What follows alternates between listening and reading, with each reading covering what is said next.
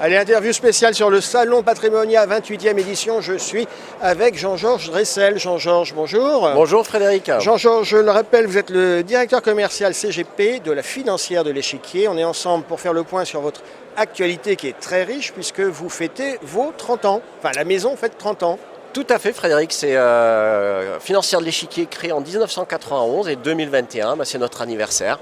30 années auprès de nos partenaires CGP. On est d'autant plus ravis d'être là et de retrouver l'ensemble de nos partenaires à Patrimonia pour fêter ces 30 ans ensemble. Bon, les encours, ça se comporte comment chez vous ? Mais écoutez, la dynamique reste excellente puisqu'on atteint notre point le plus haut. On est quasiment à 15 milliards d'actifs sous gestion maintenant. Donc la dynamique reste très très belle et on continue effectivement sur un niveau de collecte qui reste très très important. Alors c'est vrai que la financière de l'Échiquier, on se souvient du flagship de l'époque qui était le fonds Agressor. L'Échiquier, c'est une maison qui au fil du temps a su évoluer et puis mettre sur le marché des véhicules qui tenaient compte des classes d'actifs qui apparaissaient. Et puis là, votre actualité, c'est que vous mettez sur le marché un nouveau fonds, un Échiquier Space. Tout à fait, Échiquier Space, donc sur la thématique de l'espace.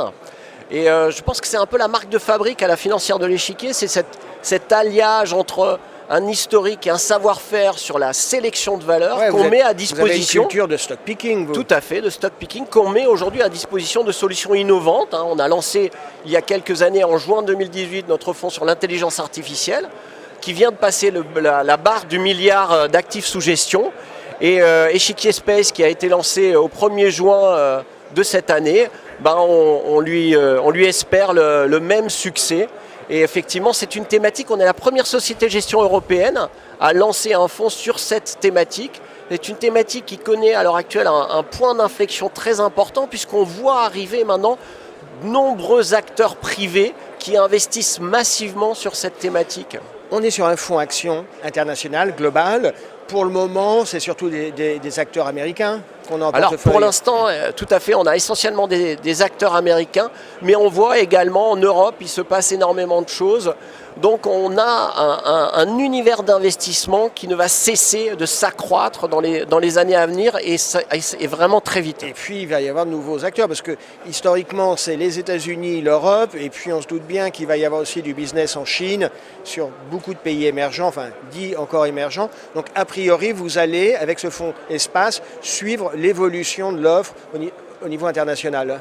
Exactement, et la technologie qui est mise à disposition, elle est vraiment en ébullition à l'heure actuelle et on a de nombreux acteurs privés qui viennent investir ce domaine avec des acteurs qui créent leurs propres lanceurs, leurs propres pas de tir pour envoyer des actifs dans l'espace et puis l'ensemble des acteurs qui sont en train de mettre en orbite basse, des constellations de satellites qui vont nous donner énormément d'informations sur l'état de notre planète, qui vont nous donner des informations pour router au mieux les navires. Ouais. Enfin, c'est une masse d'informations absolument colossale qui va être à notre disposition. On est réellement sur un marché porteur. J'aimerais qu'on revienne sur un de vos fonds, qui est le fonds allocation flexible.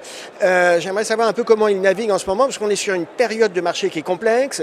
Les marchés actions, beaucoup de commentateurs trouvent que c'est cher. Les marchés obligataires, on se dit avec l'inflation qui revient, les taux qui vont remonter, l'obligataire c'est compliqué. Beaucoup de classes d'actifs sont chères, l'or c'est cher. Votre fonds allocation flexible navigue comment en ce moment ?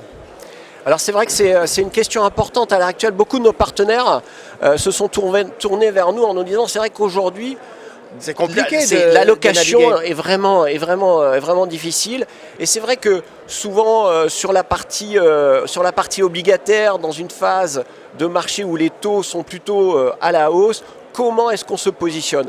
Et donc la proposition qu'on leur fait aujourd'hui, c'est le fonds effectivement Échiquier Allocation Flexible qui a 2 points qui nous semblent vraiment intéressants aujourd'hui. Le premier, c'est que c'est un fonds 0,80 sur la partie action et il utilise pleinement cette flexibilité. Pour mémoire, au mois de mars, il était quasiment à 0% en action pour remonter très vite à 65%. Ça, c'est important parce qu'il y a certains fonds qui disent je fais du 0,100 ou du 0,80 et puis en réalité, ça fluctue entre 40 et 55, quoi.